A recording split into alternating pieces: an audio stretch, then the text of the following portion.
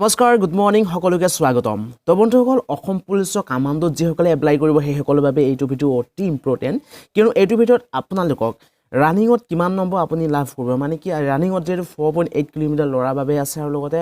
ছোৱালীৰ বাবে 2.8 কিলোমিটাৰ এই ৰানিঙত আপোনালোকে কিমান সময়ৰ ভিতৰত কমপ্লিট কৰি কিমান নম্বৰ পাব লং জাম্পত আপোনালোকে কিমান ফুট মাৰিলে কিমান নম্বৰ পাব মানে কি এক্সেলেণ্ট মাৰিবলৈ হ'লে কিমান ফুট মাৰিব লাগিব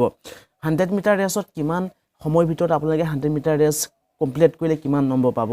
ব্ৰিমত আপোনালোকে কিমান মাৰিলে কিমান নম্বৰ পাব সকলোবিলাক ডিটেইলছ এইটো ভিডিঅ'ত জনাই দিম তো আপোনালোকে এই ভিডিঅ'টি শেষলৈকে চাই থাকিব তো বন্ধুসকল প্ৰথমে হৈছে মেলৰ বাবে 4টা পৰ্যায়ত সিলেকশ্যন প্ৰচেছ হ'ব প্ৰথমে হ'ব 4.8 কিলোমিটাৰ ৰেচ তাৰপিছত হ'ব লং জাম্প আৰু চেইন আপ হ'ব তাৰপিছত লগতে 100 মিটাৰ ৰেচ তো এই 4টা বিভাগত আপোনালোকে কিমান মাৰিলে কিমান নম্বৰ পাব মানে কি ৰানিঙত কিমান সময় ভিতৰত সোমালে কিমান নম্বৰ পাব সকলোবিলাক জনাই আছোঁ তো প্ৰথমে 4.8 কিলোমিটাৰ ৰেচ তো 4.8 কিলোমিটাৰ ৰেচত যিসকলে 960 ছেকেণ্ড অৰ্থাৎ 16 মিনিটত যদি 4.8 কিলোমিটাৰ ৰেচ কমপ্লিট কৰে তেতিয়াহ'লে বিশ্বভাগত 20 নম্বৰ পাব যিহেতু টোটেল মাৰ্কছ থাকিব 20 মাৰ্কছ ৰানিঙত তো 16 মিনিটত যদি আপোনালোকে ৰানিং কমপ্লিট কৰে 4.8 কিলোমিটাৰ তেতিয়াহ'লে আপোনালোকে পাব বিশ্বভাগত 20 নম্বৰ তাৰপিছত যদি আপোনালোকে 990 ছেকেণ্ডৰ পৰা 989 ছেকেণ্ডলৈকে যদি আপোনালোকে কমপ্লিট কৰে ৰানিং তেতিয়াহ'লে 17.6 নম্বৰ পাব তাৰপিছত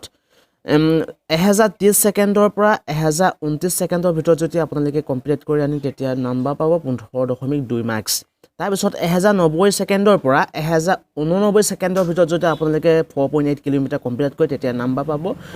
12.8 মাৰ্কছ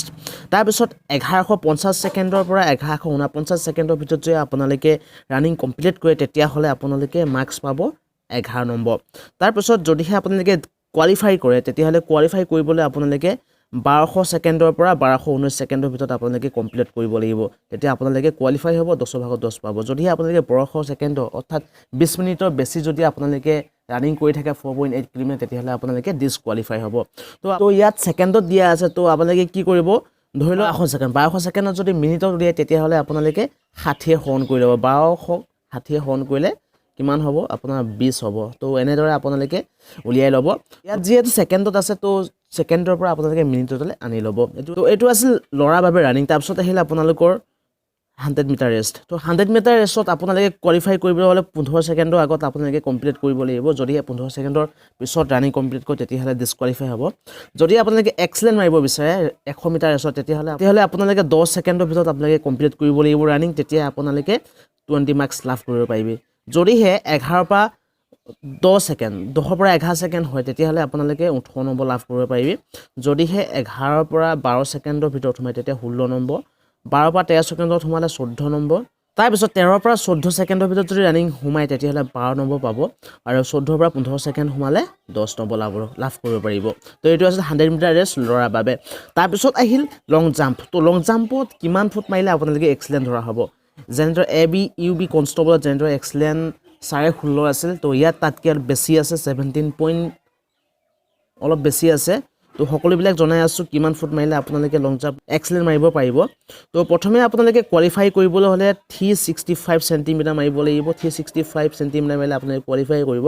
তো 365 চেণ্টিমিটাৰত আছে তো আপোনালোকে ফুটত যদি উলিয়াই লয় তেতিয়াহ'লে 30য়ে হৰণ কৰি ল'ব 365ক তেতিয়া আপোনালোকে কিমান ফুট ওলাই যাব আপোনালোকে কোৱালিফাই কৰিবলৈ 365 চেণ্টিমিটাৰ মাৰিব লাগিব অৰ্থাৎ 12.16 ফুট মাৰিব লাগিব তেতিয়া আপোনালোকে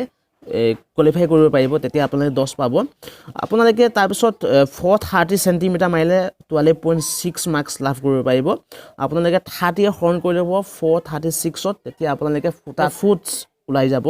তাৰপিছত 480 চেণ্টিমিটাৰ আপোনালোকে যদি মাৰে তেতিয়াহ'লে 15.6 মাৰ্কছ 510 চেণ্টিমিটাৰ মাৰিলে 18 মাৰ্ক আৰু লগতে 530 চেণ্টিমিটাৰ মাৰিলে 20 মাৰ্কছ তো আমি আপোনালোকে এক্সেলেণ্ট মাৰিবলৈ হ'লে 17.6 ফুটছ মাৰিব লাগিব আপোনালোকে এক্সেলেণ্ট মাৰিবলৈ হ'লে 530ক যদি হৰণ কৰোঁ তো এইটো আছিল লং জাম্প তাৰপিছত আহিল ব্ৰিম অৰ্থাৎ চেইন আপ তো চেইন আপত আপোনালোকে কিমান বাৰ মাৰিব তাৰ ওপৰত আপোনালোকে মাৰ্কছ পাব যদিহে আপোনালোকে 4 বাৰ মাৰে তেতিয়াহ'লে 4 বাৰ মাৰিলে আপোনালোকে কোৱালিফাই কৰিব 10 মাৰ্কছ পাব যদি 5 বাৰ মাৰে তেতিয়াহ'লে 11 নম্বৰ পাব 6 বাৰ মাৰিলে 12 নম্বৰ পাব 7 বাৰ মাৰিলে 13 নম্বৰ 8 বাৰ মাৰিলে আপোনালোকে 14 নম্বৰ 9 বাৰ মাৰিলে 15 নম্বৰ 10 বাৰ মাৰিলে 16 নম্বৰ আৰু আপোনালোকে এক্সেলেণ্ট মাৰিবলৈ হ'লে 14 মাৰিব লাগিব 14 মাৰিলে আপোনালোকে 20 ভাগৰ 20 নম্বৰ পাব মানে কি পৰীক্ষা যিমান বেছিকৈ মাৰে তিমান আপোনালোকে 1 মাৰ্ক বেছিকৈ লাভ কৰিব পাৰিব তো এইটো আছিল ল'ৰাৰ বাবে যিসকলে ল'ৰা কমাণ্ডত এপ্লাই কৰিছে সেইসকলৰ বাবে যিসকলে ৰানিং কিমান সময়ত কমপ্লিট কৰি কিমান নম্বৰ পাব তাৰ ওপৰত যদি জনা নাছিল তেতিয়া আপোনালোকে নিশ্চয় গমে পালে লগতে লং জাম্প কিমান মাৰিলে কিমান নম্বৰ লাভ কৰিব এক্সেলেণ্ট কিমান আছে সকলোবিলাক জনাব চেষ্টা কৰোঁ তো যদি আপোনালোকে চাই ভাল লাইক কৰিব কমেণ্ট কৰিব শ্বেয়াৰ কৰিব আৰু নেক্সট ভিডিঅ'ত মই ছোৱালীৰ বাবে ভিডিঅ' বনাম তো আজি ভিডিঅ'টো মানে যদি ছাবস্ক্ৰাইব কৰা তেতিয়াহ'লে প্লিজ চেনেলটি ছাবস্ক্ৰাইব কৰিব লগতে যিমান পাৰে বন্ধুসকলে এই ভিডিঅ'টো শ্বেয়াৰ কৰিব